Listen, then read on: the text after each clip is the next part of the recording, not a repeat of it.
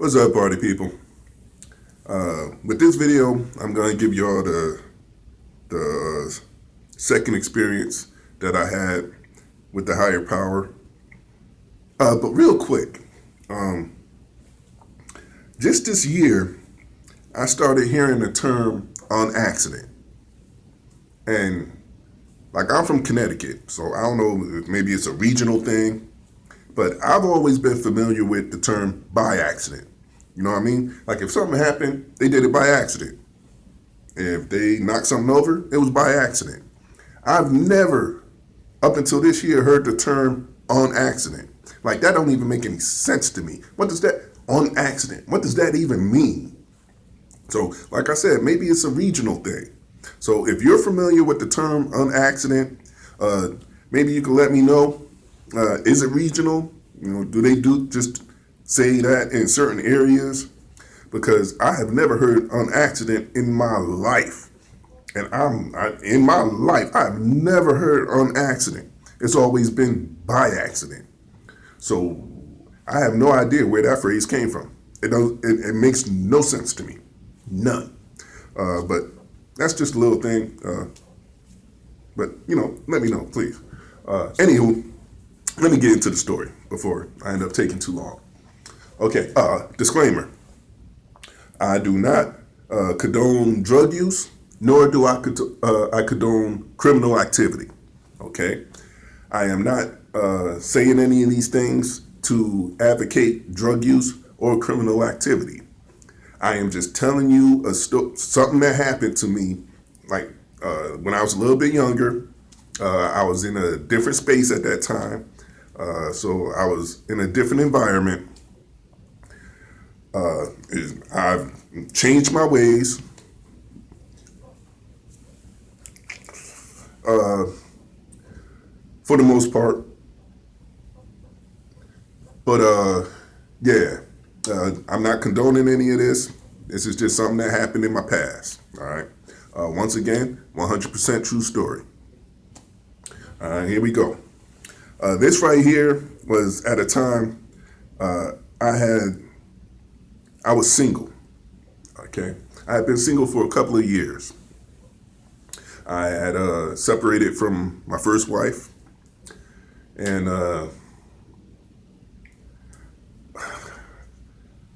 like when I tell y'all my lost moments, this is one of those times when I was lost.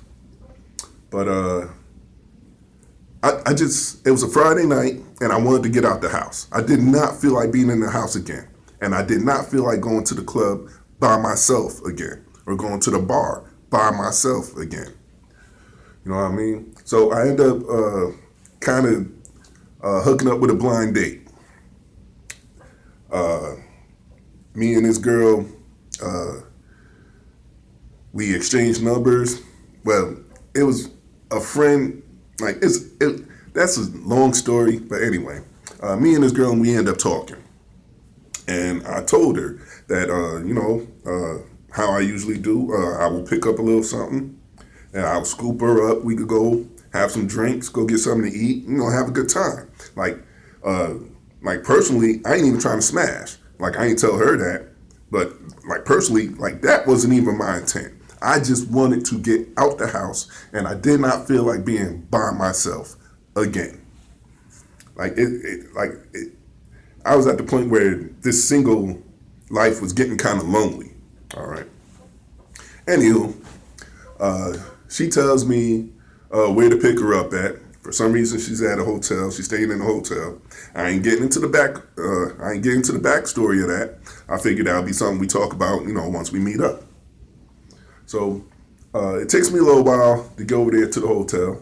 I pick up a little something that I'll just call the product.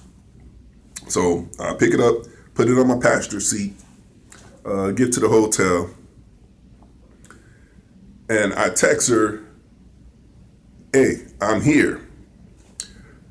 At which time she replies, "I'm going to the gas station to get some drinks. I'll be right back." Because the hotel was here. The driveway of the hotel was here. The driveway of another apartment complex was right here. And then the gas station was over here. So it was like less than a minute to get from the hotel to the gas station. So I was like, all right, cool. So I go in there, I park, and now I'm just waiting. And mind you, when I parked, I kind of went around the whole complex. And like I said, it was maybe between 11:30 and 12:30 that night. Wasn't really nobody out. I ain't see nobody in the hotel parking lot. Just the people coming back and forth from the gas station. Well, coming in and out of the gas station, but not necessarily from the hotel to the gas station. I ain't see anybody in the hotel parking lot. So, like I said, I park, and I'm sitting there waiting. And maybe like a good 25, 30 minutes go by. And, I send her a text like, hey, you still coming? I don't get any type of reply back. So then I'm thinking, well, maybe, she got caught up talking to somebody on her way from the gas station or something. She ain't got her phone on her or something like that. Let me just swing around, see if I might be able to see her. So I pull out and I do a couple of laps. Well, yeah, this way. I do a couple of laps around the hotel. I don't see anybody. Nobody. A couple of people at the gas station, but nobody in that hotel parking lot. So as I'm doing like maybe my third lap, all of a sudden that voice kicks in. The same one as before, the same way. I can feel it, but I can hear it. And it says, get rid of the product. It says, get rid of the product. So, like it comes up out of nowhere. So I'm in the driveway of the hotel and I just stopped the car in the driveway. And I'm like, get rid of the product. What you mean get rid of the product? Voice, get rid of the product. Get rid of the product for what? What you mean? Get rid of it for what? It just says, get rid of the product. Get rid of the product. I'm like, no, I'm not, I just got it. Like, what do you mean get rid of it? What? Like, get rid of it for what? Once again, my stomach behind, I start arguing. Then it says, toss the product. And it kind of directs me to my right where there's like this big patch of grass. Like the grass is maybe like 3.5 feet, 4 feet high. I don't know, maybe they didn't cut that all year, but for some reason, it was some real tall grass over there and a real long patch of it. And a voice saying, toss the product, toss the product. So I'm looking at the grass, like I roll down the window and I'm looking at the grass and I start thinking to myself like, wouldn't it be my luck that if I toss this over there, I will never find it again? I'm looking at how high and how thick that grass is. And I'm like, I guarantee you, if I toss this over there, I will never see it again. No, I'm not tossing it. So I roll the window back up. 100% true story. So I'm in the car, I roll the window back up. I'm like, no, I'm not going to do it. I'm not going to do it. Because if I toss it over there, I'll never find it. I'm not doing it. No, I'm not getting rid of it. The voice still, get rid of the product. Get rid of the product. And I'm like, no, I'm not going to do it. No, why? For what? No. And just like I'm doing this for y'all, this is what I'm doing in the car. To nobody. But it keeps saying the same phrase. Get rid of the product. Get rid of the product. So maybe about, 4 or 5 minutes go by. And I'm like, you know what? Fine. I'll tuck it. So I picked it, once again, I'm not condoning crime, all right? But I picked a spot in the car where I could just tuck it so it'll be out of sight, all right? So I tuck it in there. I'm like, there, fine. You happy? The voice stops. Now another word. It just stops. So it's kind of at that point while I'm listening for the voice, I look around and I realize that for the past 4 to 5 minutes, I've been sitting in the car talking to nobody. And I'm like, I pray nobody's been watching me do this because I have to look like a lunatic right now. So anyway, I do maybe another lap around the parking lot. Then I find a spot closer to the main office of the hotel. And I back in. I pick up my cell phone, text her, hey, I'm here, got the lights on. Now, by the time I send that text and look up, there's a undercover car in front of my car, and there's 2 cops dead in front of my car. A black female cop coming this way, and a white male cop coming this way.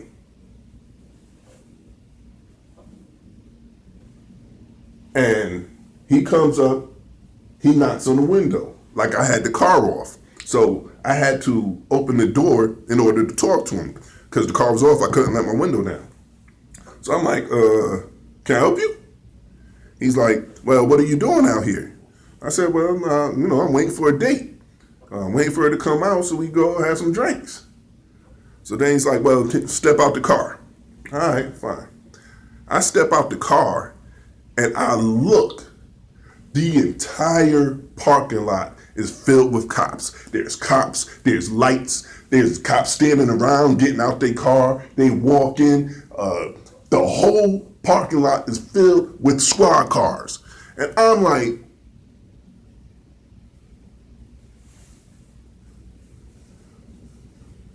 because none of these people, none of these cops was anywhere around here when I was circling. None of them. I ain't seen not one cop. Nowhere. Now the whole damn parking lot's full. And I got this dude in front of me, her over there. He's patting me down. He's patting me down. He's searching my pockets, going through my cigarettes, because at that time I smoked cigarettes. And I'm just in amazement. At the same time, though, I'm looking at the car like, oh my God. Please don't let that product drop. Please don't let that product drop. If that product drop right now, I am screwed. Because like I told you, it's Friday night. If I ain't get out Saturday, I was going to be in there all weekend until court Monday or Tuesday. And nobody was coming to bail me out. At that point in my life, nobody was coming to bail me out. So if I got locked up, that was my weekend. That's where I was going to be. So I'm just looking at the car like, please don't drop. Please don't drop. So after he gets finished searching me, he's like, can I search your car? I'm like, man, whatever, go ahead. Because where I put it, he's not going to find it. I know that unless it drops out, he is not going to find it. So I ain't worried about that at all. So I'm like, go ahead, search the car. So while he searched the car, the black female cop comes over and stands in front of me. So the whole time while he's doing that, I'm like, can I sit down or can I smoke a cigarette? No. So then she asked me, well, you look kind of nervous. And I tell her, well, right now, I'm the only one out here without a gun. All y'all got guns. I don't have a gun. So damn right I'm nervous. So she kind of smirks and turns her head. But while she turns her head, I'm still looking at the car where I put the product and like, please don't drop. Please don't drop. Please don't drop. Please don't drop. Please don't drop. So he goes search the car. Then he's like, can I search your trunk? I know damn well ain't nothing in my trunk. Knock yourself out, man. So he goes searching to the trunk, through the trunk. And like I said, I had moved from the house to my apartment. So I still had a lot of stuff in my trunk that I just didn't get around to taking out. Like it was neither here or there. It wasn't important. So he looks at my trunk and says, you have a lot of stuff in your trunk. And I know he's saying that because most drug dealers keep a lot of stuff in their car, so they have a lot of places to hide the drugs. So I know what he was implicating when he said that. But I looked at him and I was like, well, it's my trunk. I could put anything I want in there. So what is it to you? I pay that note. So he kind of smirks. He goes back into looking in the trunk. So, and that ends that conversation. Little while more go on. He get finished doing all his searching. He comes back over to me. He's like, well, okay. Well,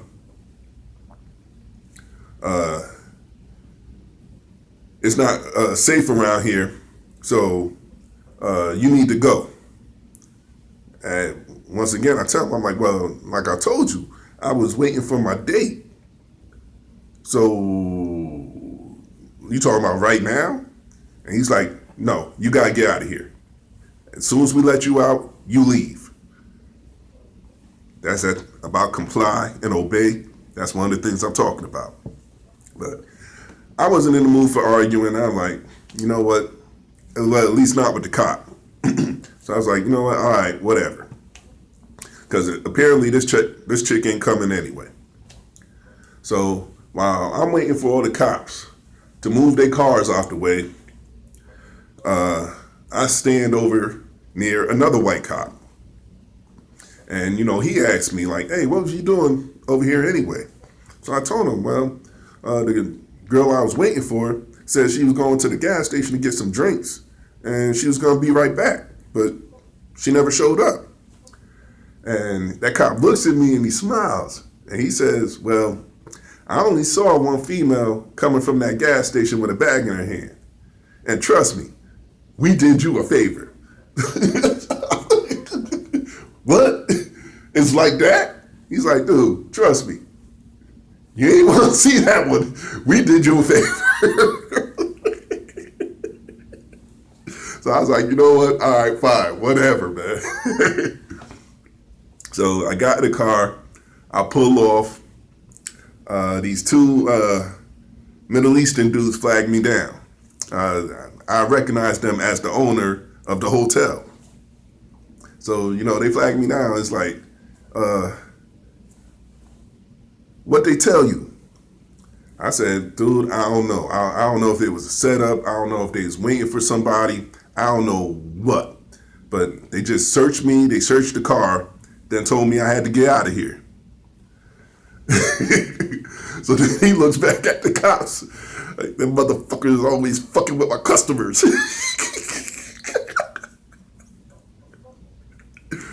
He's like, yo, come see me. I'll give you a discount. He apologized. I'm like, dude, it's good. No worries, man. I pull off. I go get to the bar. A couple of my boys end up being there. I head straight to the bar. I ordered 2 shots, throw them shots back to back, tell my boy, yo, I'm out. I'm going home. All right. Because for some reason, being out tonight ain't my night. I'm going home. So I went straight home. And even it took a good minute even after that happened for me to really sit through what happened. Because like I told you, I had the product on the passenger side in the seat right there. So if I ain't never tuck it, if that voice never told me to tuck it, when I parked the car and I looked up, the cops would have seen it. They would have seen, as soon as they got to the front of my car, they would have seen it. And like I'm telling you, I had circled that parking lot numerous times. I saw nobody.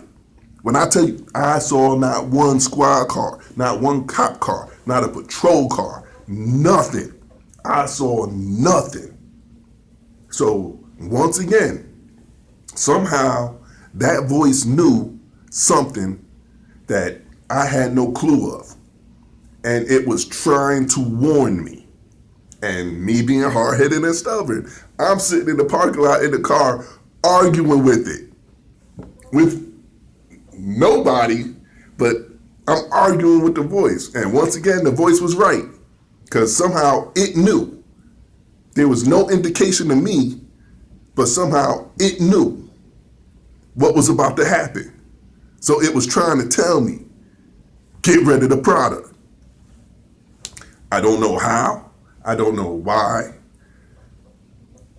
I don't know why it looks out for me like that, because I've been locked up. And like, even though I had a funny feeling that day, I ain't hear any voice. And I got locked up anyway. So I'm not saying that it saves me all the time. It's just happened like maybe 4 times in my life that I remember. And it's always right. And it's always something that there's no indication whatsoever. Like, there's no way I could have known. Like, the same way there's no way I could have known that them cops was about to run up on me. There's no way I could have known that that money was in the parking lot. Because, like I said, at that time, I wasn't going to go outside. But it knew. Like, it knew the money was in the parking lot. It knew them cops was about to run up on me. And it was trying to warn me. And like I said, and it is what it is. And and at this point in time, I'm so thankful. Like I said, it kept me, like, it looks out for me. It looked out for me. And I am so thankful. So once again, that's why I'm like, well, the least I could do is try to repay it somehow. And I do what I feel I'm supposed to do. But it's hard to explain. It is so hard to explain. But I know it is. That's the weird thing. Well, I guess that's the whole thing behind having faith, that you wholeheartedly believe in something, even though there's no rational indication of why you should believe in it. But you know that it is. I don't know. Like I said, that's as close as I could come to for an explanation. That's my time. I'm not going to hold y'all up.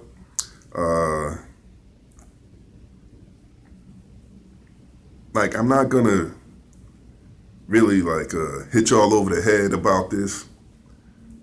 So, honestly, I don't know what my next video is going to be about. I know I said I was going to do another comment response video, which I am.